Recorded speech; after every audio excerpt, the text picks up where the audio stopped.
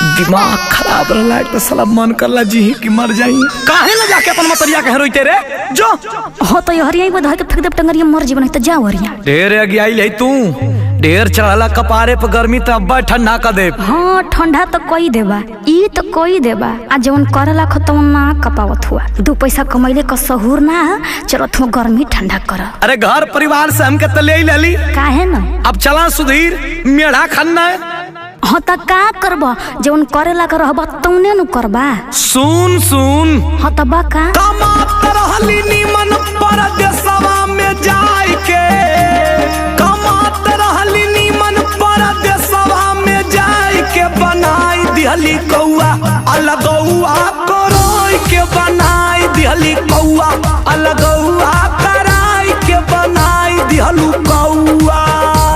अरे हम का जाने कि एकदम तू गोबरे निकल जाइबा अपन जिंदगी तो हम अपने हथवे नास ले ले हैं। अरे बाप रे बाप हाई देखा उल्टा चोर को तवाल के डांटे।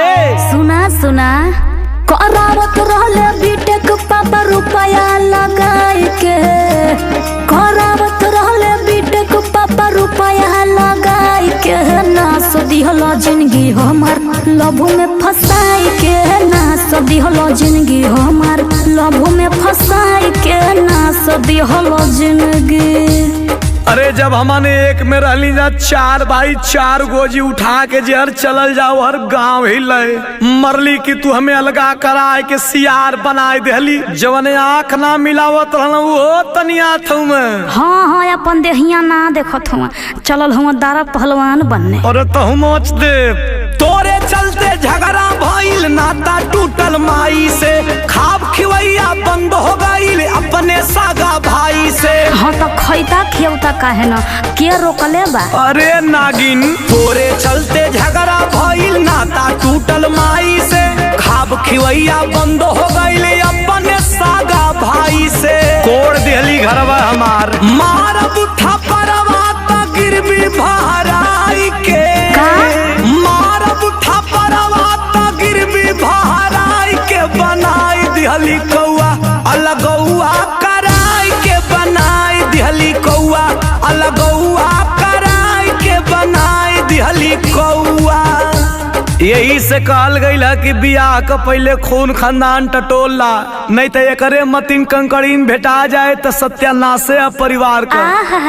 लगत है कि हम तोरे खानदान के बारे में जानता ना है। हाँ हाँ अब बोली आई खाए के फैलल जाती दिन भर रील देखत अब कैसन राज चाहिए। हाँ तो सुना एको छटक डाले न कोनो सब्जी बाटे घरे में चढ़ चढ़ जाला अभी खमंगऊ का हमरे नई होरे में हमरे नई होरे को कबो तू दाच कपैबा।